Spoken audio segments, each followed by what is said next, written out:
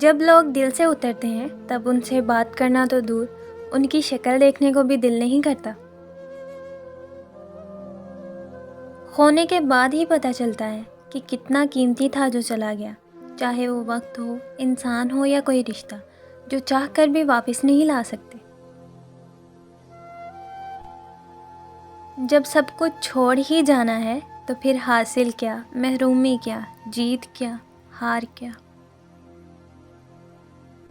اپنوں کو ہمیشہ اپنے ہونے کا احساس دلائیں، ورنہ وقت آپ کے اپنوں کو آپ کے بغیر جینا سکھا دے گا۔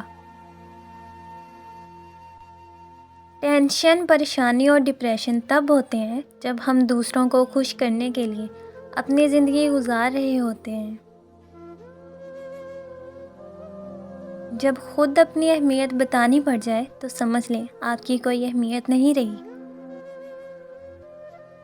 جتنی مرضی عزت کر لو، جتنا مرضی خیال کر لو، کم ظرف لوگ آخر اپنی اوقات دکھا ہی دیتے ہیں۔ زندگی میں لوگوں سے ایک ہی سبق ملا، جن کو ہم جتنا خاص کرتے گئے ان کے لیے ہم اتنا ہی عام ہوتے گئے۔ جو لوگ کہتے ہیں کہ ایک کان سے سنو اور دوسرے سے نکال دو، مگر کوئی ان کو بتائے کہ ان دونوں کانوں کے درمیان دماغ بھی ہے، جہاں کچھ باتیں رہ جاتی ہیں۔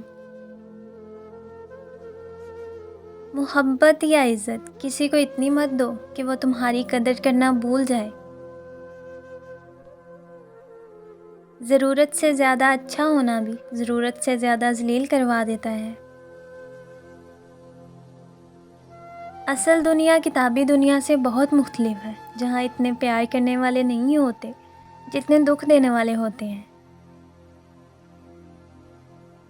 اور پھر اب تو حالات ایسے ہیں کہ فون میں رابطے ہزاروں ہیں، مگر بات کرنے کو ایک شخص بھی نہیں۔ آپ کا ذہنی سکون سب سے زیادہ قیمتی ہے، کسی کو بھی اس میں خلل ڈالنے کا نہ موقع دے نہ اجازت۔ یہ مت سوچو کہ کون، کب، کہاں، کیسے بدل گیا اور کنارہ کر گیا، بس یہ سوچو کہ کیا دے گیا، کیا سکھا گیا۔ کچھ باتوں، یادوں، لوگوں اور چیزوں کا زندگی سے ڈیلیٹ ہو جانا ہی بیسٹ ہوتا ہے۔ ہر تکلیف اذیت نہیں ہوتی، کچھ تکلیفیں ایسی بھی ہوتی ہیں جو انسان کو صابر بنا دیتی ہیں، اور صبر کرنے والے اللہ کے پسندیدہ لوگ ہوتے ہیں۔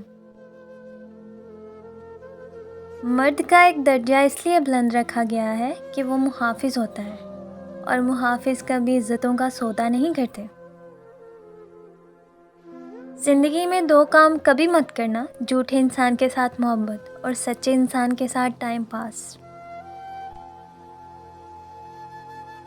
زندگی بہت تلخ ہے اور اس میں لوگ اپنے حصے کا زہر ملانا ثواب سمجھتے ہیں،